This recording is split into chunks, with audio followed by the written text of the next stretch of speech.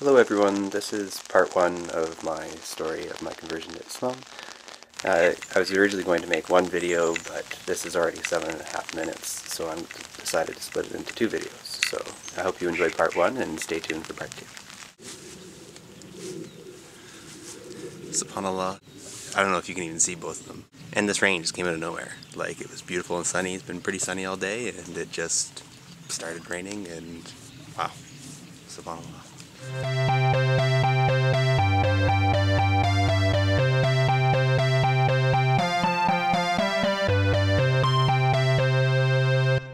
Purpose of today's video is to talk about my conversion to Islam.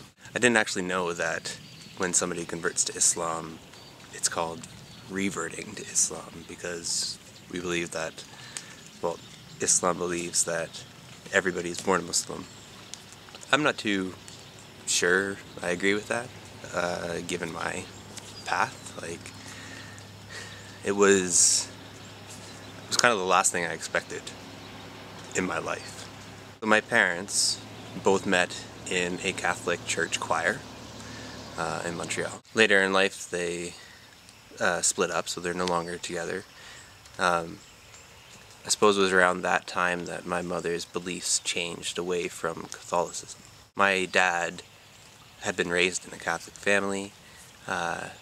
He had always gone to church, and to this very day he's still very much Catholic and still goes to church and practices that faith. My mother, on the other hand, very disenfranchised with how women were treated in the Catholic Church, lost faith in that organized religion.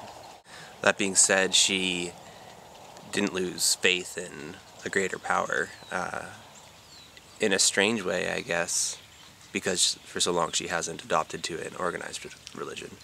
But in a strange way, my mom's always been very spiritual in her own ways, which I think is really cool. And I also think that informed my path.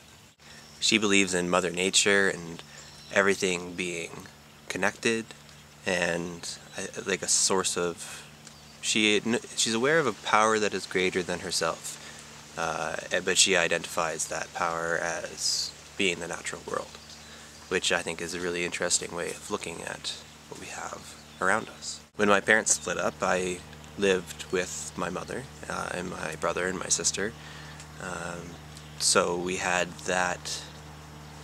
those sort of influences around us. And we also grew up, at that point we moved from the city to the country, so we always had nature as like a foundation for our lives, I think. So growing up, I learned a lot about nature. I had a very special connection with nature. I think I always have. And I guess it was about grade 9 when I started to look for a type of faith. In grade 9, all by myself, not because my parents told me to go or anything like that, I went to a Baptist church where they had a little, like, band, I guess, like a brass band, kind of.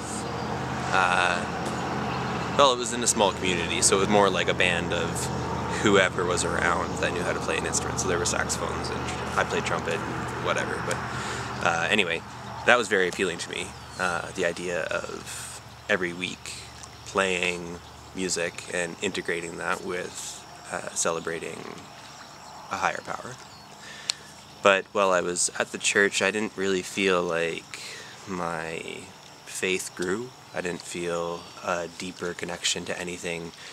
It was cool that there was this like sense of community with everybody, and again, being in a rural town, a very small town, when I grew up and went to church, it was neat to get to know these people that I saw, you know, around town.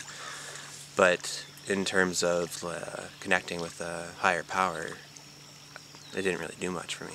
A couple years later, I was probably in grade 10 or 11, and I remember talking to Mom about wanting to explore Buddhism.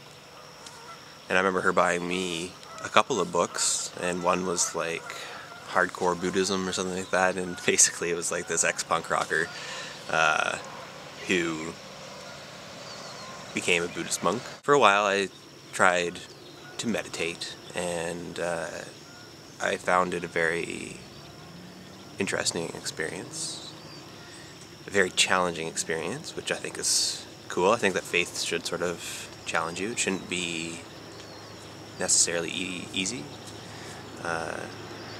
So at that time I was also dealing with a lot of really bad anxiety problems. So the idea for me in my personal experience to sit very still and focus on like breathing and everything that my body was experiencing, that part was definitely overwhelming at the time. But again, like you definitely, through practice, you felt like you were getting somewhere. I guess it was at that point that I found that a regular practice was something that worked well for me, something that I enjoyed.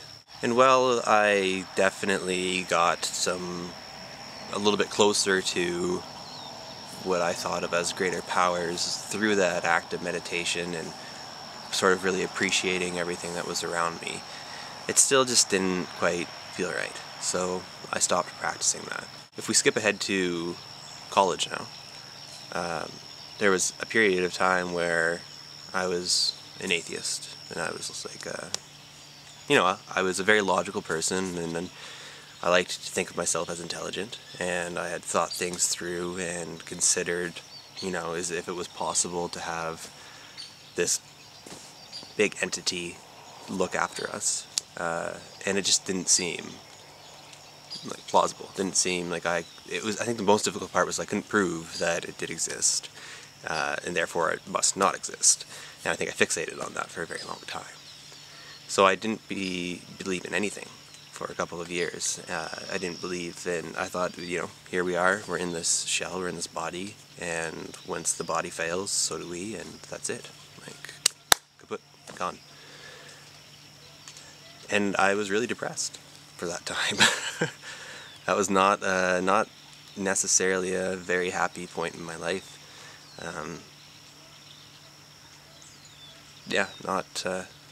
Well, it definitely was not rewarding. And I think that was because I knew that there was something bigger than us, but I didn't know what it was.